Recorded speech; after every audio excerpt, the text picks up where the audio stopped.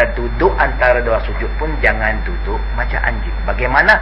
Coba kita lihat anak kita, dia telah tunjuk kepada kita yang macam anjing ialah kita kembangkan dua kaki kita dan punggung kita duduk atas lantai.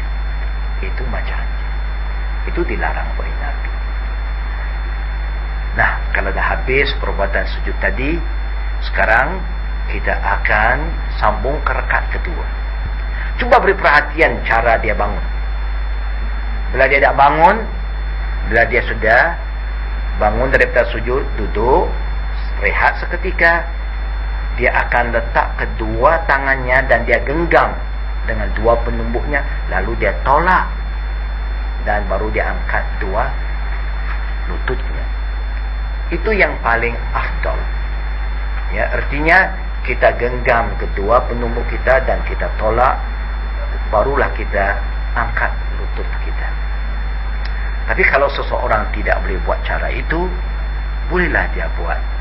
Letak kedua tangan atas pahanya, baru dia tolak badan dia daripada duduk ke rakaat kedua.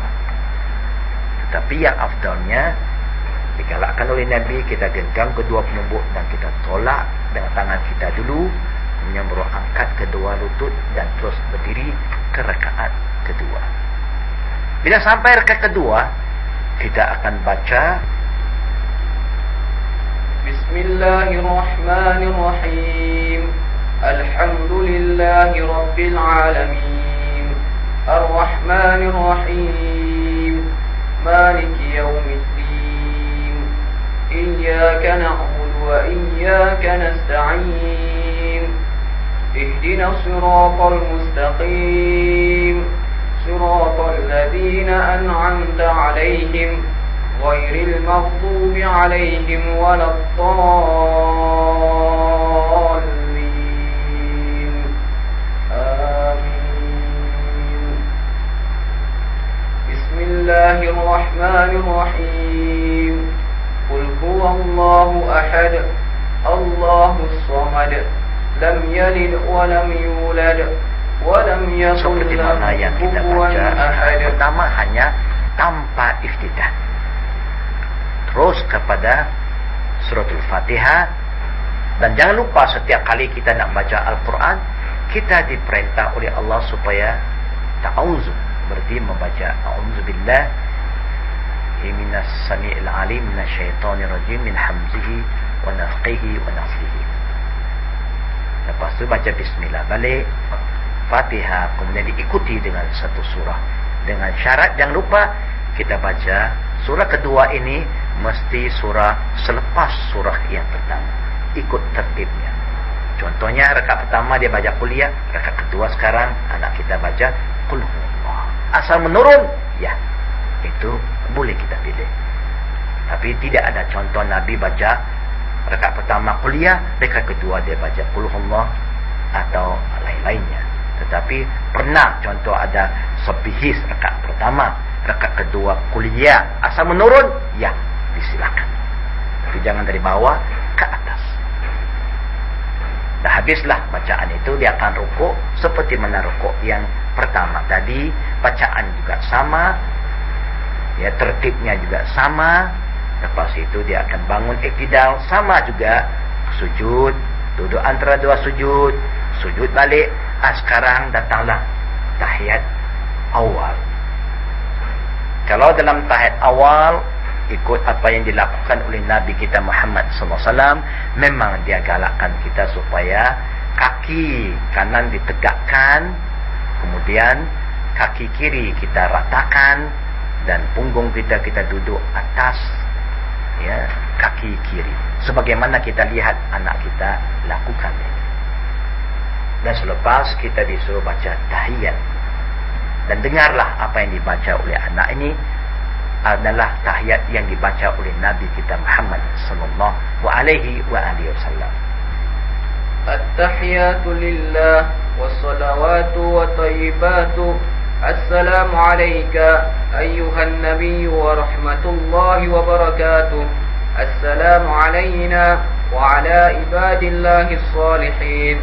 أشهد أن لا إله إلا الله وأشهد أن محمدا عبده ورسوله اللهم صل على محمد وعلى آل محمد كما صليت على إبراهيم وعلى آل إبراهيم إنك حميد مجيد وبارك على محمد وعلى آل محمد كما باركت على إبراهيم وعلى آل إبراهيم إنك حميد مجيد.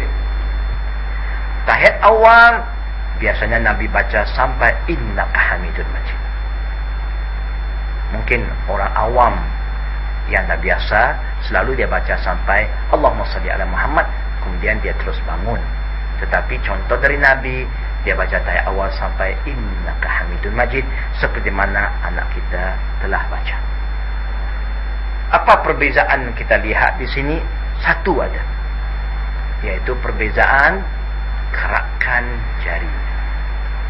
Biasanya kita lihat bila kita tahiyat, kita hanya angkat jari telunjuk kita bila sampai kepada syahadat.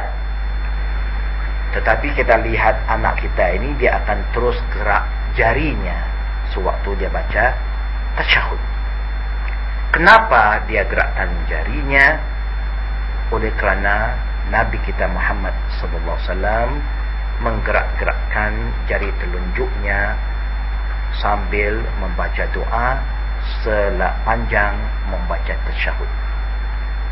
Arti itu adalah satu sunnah dari Nabi kita Muhammad sallallahu alaihi wa alihi wasallam.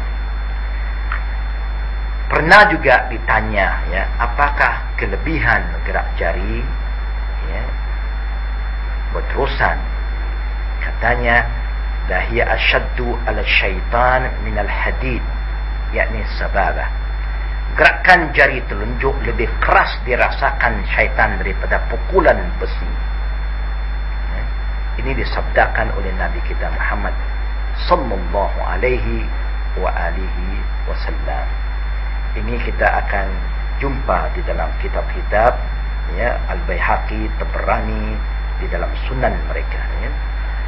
Adalah contoh dari Nabi Muhammad sallallahu alaihi wasallam. Kemudian disebutkan lagi, ya, di dalam kitab An-Nasa'i dan Baihaqi dalam sanad sahih, karena Rasulullah SAW yaf'alu zalika fi tashahhudaini jami'an. Nabi akan gerak-gerak jari ini kepada kedua-dua tasyahud.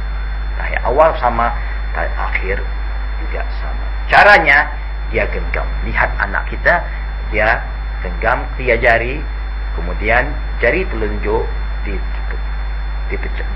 ditegakkan, ibu jari di bawah jari tengah, kemudian dia gerak-gerakkan jari.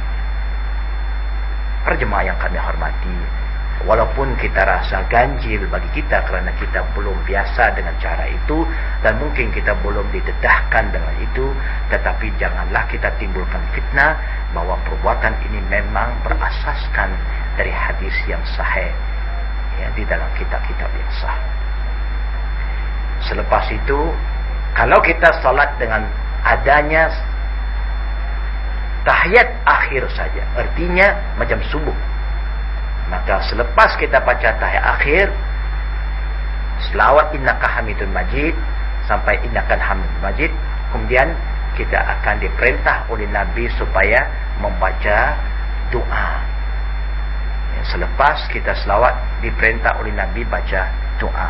Kerana Rasulullah pernah bersabda, "Iza tashahhadu ahadukum falyasta'iz billahi min arba."